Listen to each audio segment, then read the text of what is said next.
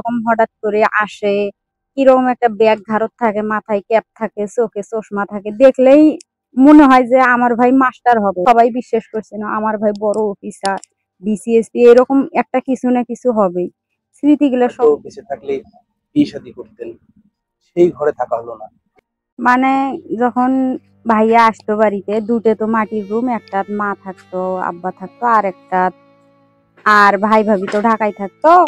তো আসলে ভাইয়া যদি আসতো একদিন থাকলে তো ওই রুমেতেই থাকতো। পরে যদি আমরা দুই বোন আসতাম তখন তো থাকার জায়গা হইতো না, কারণ আমাদেরও বাচ্চা আছে। তখন ভাইয়া চাচার বাড়ি, চাচাতো ভাই আছে ওর কাছে, বা পাশের বাড়ির ভাবির একটা ছেলে আছে তার কাছে থাকতো।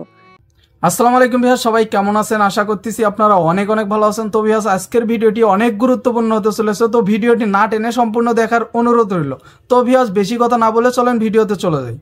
তো পরে এরকম কষ্ট হয়, একদিন হঠাৎ করে আব্বা বললো যে এরকম করে কি থাকা যায়, হলো একটা মানে থাকার তো একটা জায়গা লাগে, এটাও যদি না থাকে তাহলে কি রকম করে হয়। পরে আব্বা এটার জন্য, থাকার জন্য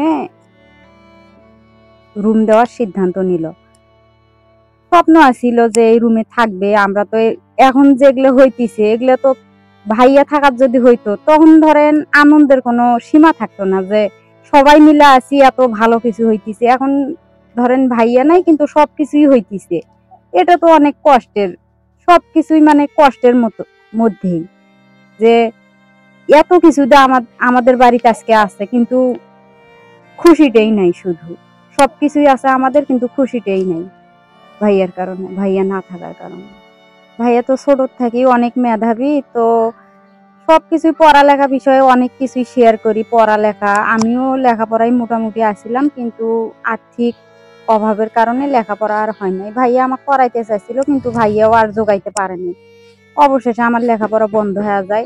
পরে আমি শুনি যে মানুষে বিসিএস করে, তখন কিরকম একটা লাগে যে মানুষে বিসিএস করছে, মেধার কারণেই বিসিএস করা যায়। তো আমি ভাইয়াকে একদিন বললো যে ভাইয়া বিসিএসটা এটা কি জিনিস, মানে কি রকম, সবাই বলে যে বিসিএস করছে, তখন ভিতর থেকে একটা আনন্দ আসে, তোরা করেন তো? তখন কইছে শুনি এটা একটা নিবন্ধনের নাম, এটা চাকরির নিবন্ধন, মানে পরীক্ষার নাম।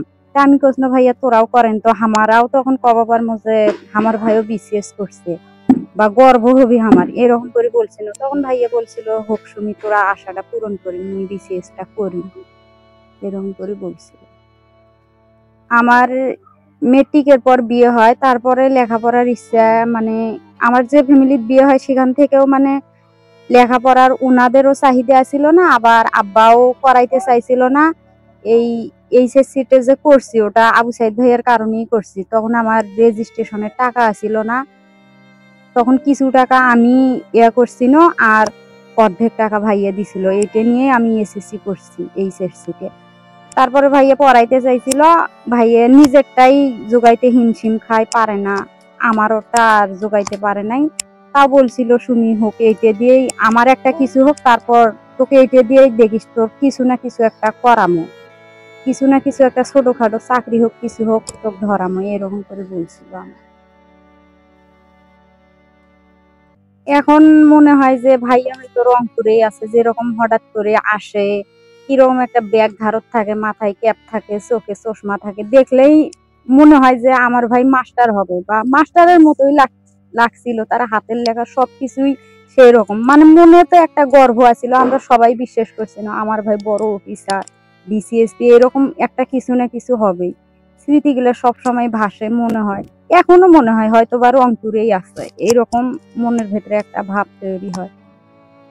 কিন্তু ফোন দেয় না কোনোদিন, মনে হয় যে ফোন দিলে মনে হয় কথা বলবে, এরকম মনে হয়, কিন্তু কথা বলে না।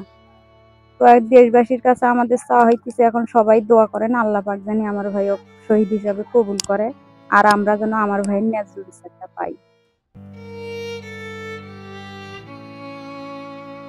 তো ভিউয়ার্স, আজকের ভিডিওটি এই পর্যন্তই ছিল। ভিডিওটি আপনাদের কাছে কেমন লেগেছে একটু কমেন্ট বক্সে কমেন্ট করতে ভুলবেন না। আর চ্যানেলে যদি নতুন হয়ে থাকেন অবশ্যই চ্যানেলটিকে সাবস্ক্রাইব করে নেবেন। আর হ্যাঁ, ভিডিওটি যদি ভালো লেগে থাকে একটা লাইক দিতে ভুলবেন না।